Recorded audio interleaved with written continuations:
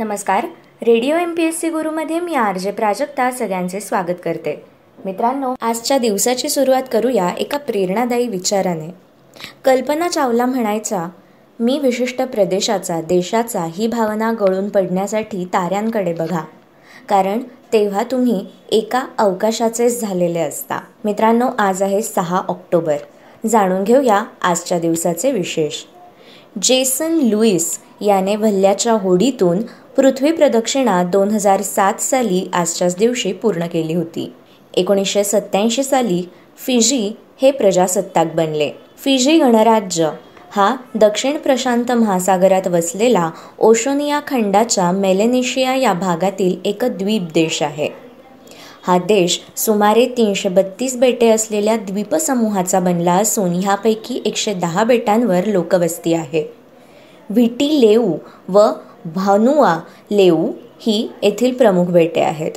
फिजीची राजधानी सुआव्हिटी लेऊ बेटावरच वसली आहे व 75% रहिवाशी सुवा महानगर परिसरामध्ये वास्तव्यास आहेत. 1981 मध्ये इजिप्तचे अध्यक्ष अन्वर सादत यांची हत्या आजच्याच दिवशी झाली. इजिप्त व सिरियाने मिळून 1973 मध्ये 6 ऑक्टोबर या दिवशी इस्रायल या देशावर हल्ला केला. 1963 मध्ये आजच्याच दिवशी पुणे आकाशवाणी केंद्राचे सांगली हे उपकेंद्र सुरू झाले. पंडित जवाहरलाल नेहरू यांच्या हस्ते खडकवासला येथे राष्ट्रीय संरक्षण प्रबोधिनी अर्थात NDA या इमारतीची कोनशिला बसवण्यात आली. तो दिवस म्हणजे 6 ऑक्टोबर 1949. राष्ट्रीय संरक्षण प्रबोधिनी ही महाविद्यालयीन पातळीवरील विद्यार्थ्यांमधून भारतीय संरक्षण दलातील अधिकारी घडवण्याकरिता निर्मिलेली पुण्यातील सैनिकी प्रशिक्षण संस्था आहे. कमिशनपूर्व प्रशिक्षणासाठी संबंधित अकादम्यांमध्ये पाठवण्या अगोदर भूदल, वायुदल व नौदल या तिन्ही दलांसाठी या प्रबोधिनीत संयुक्त प्रशिक्षण दिले जाते. 1954 साली या प्रबोधिनीची स्थापना झाली. पुण्यामधील या अकादमीमध्ये तिन्ही दलांचे प्रशिक्षण दिले जाते. 1927 साली आजच्याच दिवशी वॉर्नर ब्रदर्स यांचा जॅझ सिंगर हा जगातील पहिला बोलपट अमेरिकेत प्रदर्शित झाला होता. प्रसिद्ध संगीतकार सलील कुलकर्णी यांचा जन्मदिवस म्हणजे 6 ऑक्टोबर 1972. चित्रपट अभिनेते, निर्माते व खासदार विनोद खन्ना यांचा जन्मदिवस आजच्याच दिवशी 1946 मध्ये होता. इंग्लिश क्रिकेटपटू व समालोचक टोनी ग्रेग यांचा जन्म 1946 मध्ये आजच्याच दिवशी झाला. संत साहित्याचे गाढे अभ्यासक, साक्षेपी समीक्षक व संशोधक डॉक्टर रत्नाकर मनसरकर यांचा जन्म 1943 मध्ये 6 ऑक्टोबर या दिवशी झाला. ऑस्ट्रेलियन क्रिकेटपटू व समालोचक रिची बेनो यांचा जन्म 1930 मध्ये 6 ऑक्टोबर या दिवशी झाला. 6 ऑक्टोबर 1914 रोजी थोर हेयरडल या नॉर्वेजियन दर्यावर्दी व संशोधकाचा जन्म झाला. वामन रामराव तथा वा रा कांत या कवींचा जन्म 1913 मध्ये आजच्याच दिवशी झाला.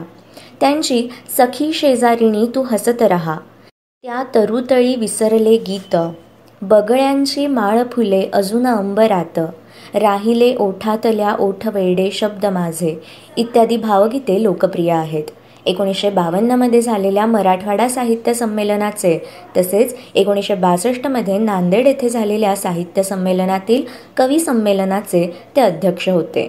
त्यांचे वेलांटी, पहाटतारा, शततारका, रुद्रवीणा, दोनुली, मरणगंध इत्यादी काव्यसंग्रह तसेच अनेक ललित, स्फुट व समीक्षणात्मक लेख प्रसिद्ध आहेत. त्यांच्या मावळते शब्द या कवितेला कवी केशवसूत पारितोषिक मिळाले होते. डॉक्टर हरी जीवन तथा H.J. अर्णीकर यांचा जन्म 1912 मध्ये आजच्याच दिवशी झाला.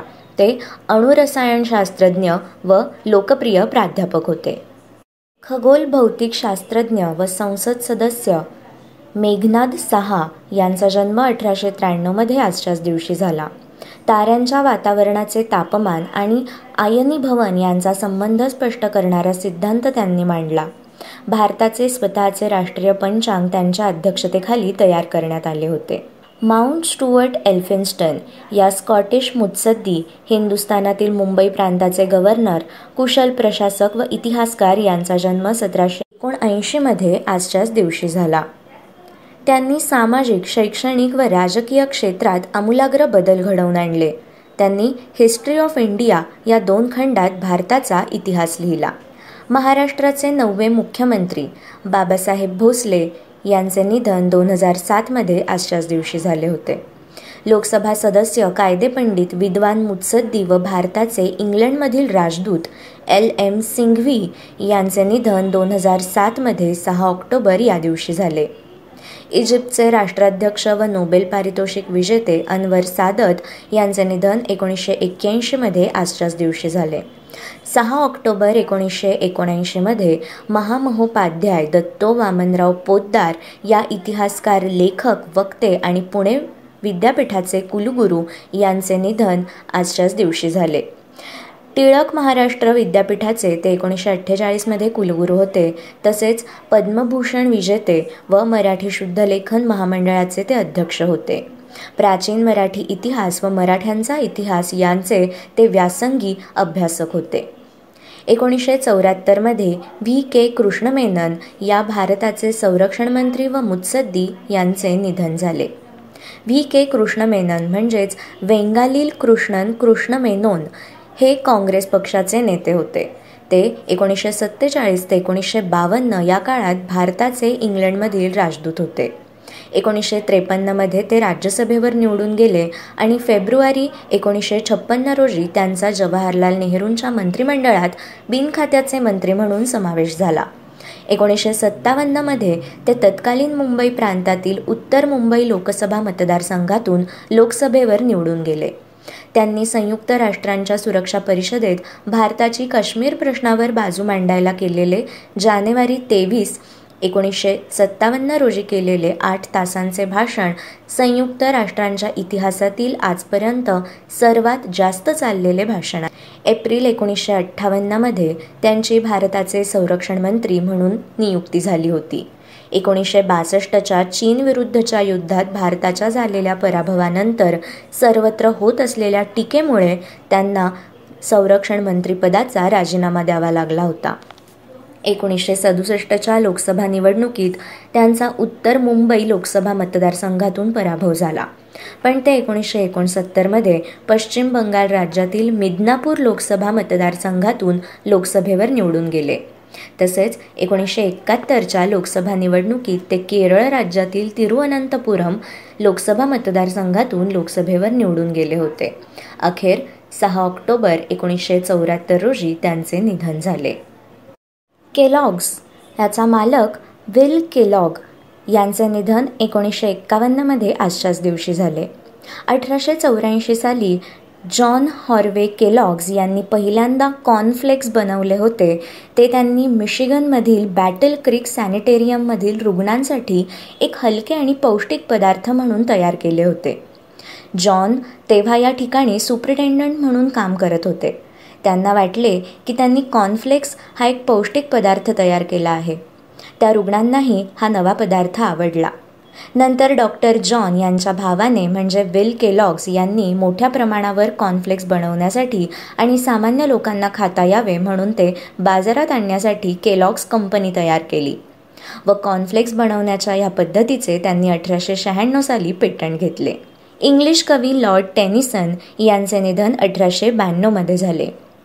शिखांचे 7वे गुरु गुरु हर राय यांचा स्मृती दिवस म्हणजे 6 ऑक्टोबर 1661. मित्रांनो, हे होते आजचे दिनविशेष. अशाच माहितीपूर्ण दिनविशेषांसाठी stay tune to radio MPSC गुरु.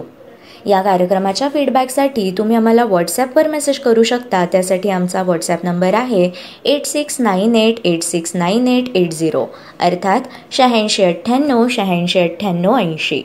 मग ऐकत रहा radio MPSC Guru, spreading the knowledge, powered by spectrum academy.